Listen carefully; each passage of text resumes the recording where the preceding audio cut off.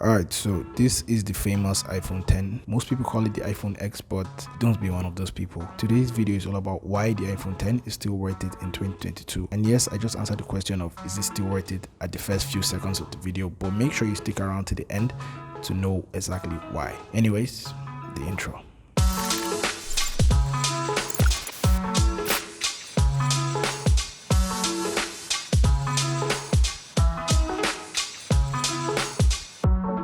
This is the base model of the iPhone 10 released way back in 2017 with the Apple A Bionic chip with 3 gigs of RAM, also the beginning of the notch design in the iPhone series and the complete removal of the home button. And if you compare this with the 2016 iPhone 7 Plus, clearly this is a much smaller device.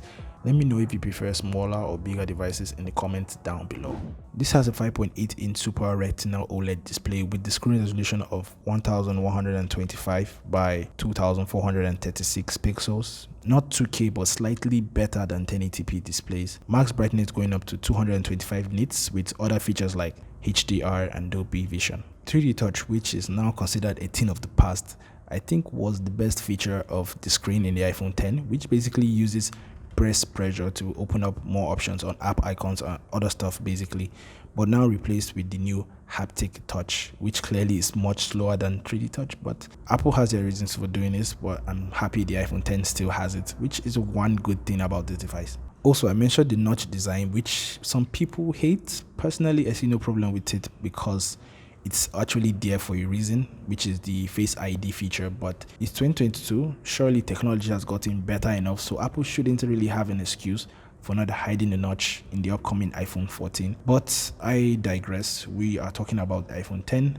Subscribe if you want to know my predictions and expectations of the iPhone 14, and also you can leave your expectations in the comment section down below as well. The iPhone 10 is not IP68 but instead IP67 water and dust resistance. Not something you can actually tell by looking or using the device on a day-to-day basis, but something well to note. The sides are made from shiny aluminum steel, but if you're not getting the device new, you will see scratch marks. What am I even saying? Apple doesn't make the iPhone 10s anymore, so there's a 70% chance you'll be getting one with scratches.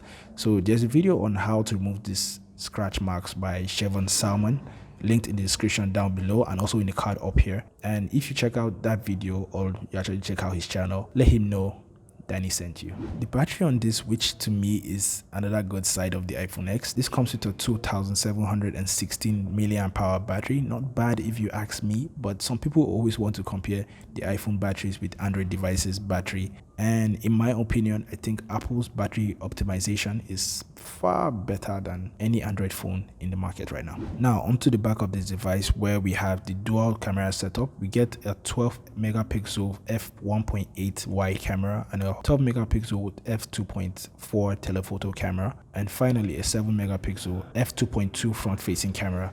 I'll make a dedicated camera test video on the iPhone 10 sometime soon, so don't forget to subscribe and hit the bell so you don't miss that video. So again, I couldn't actually get my hands on the iPhone X for a very long time for me to test it and give you guys performance benchmarks, but here are some performance benchmarks from other creators so you guys know how this device actually performs on a day-to-day basis. Alright, so is the iPhone X worth getting in 2022?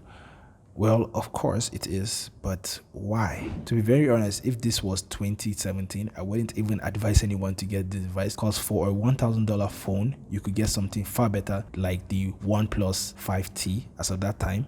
But it's 2022, old phones are actually getting cheaper, so you could get this device on eBay for like $350 or 150,000 naira in Nigeria here, which is a very fair price if you ask me, compared to the launch price of $1,000, which was clearly insane. $350 for a flagship device is one of, if not the only reason I would recommend this device in 2022.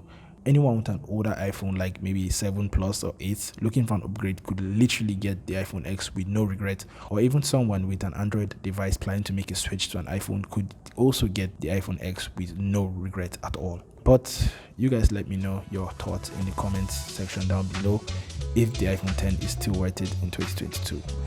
Well, that's been it for this video. Thank you all for watching and coming back to hear my slightly monotone voice. But yeah, thank you for watching. Peace.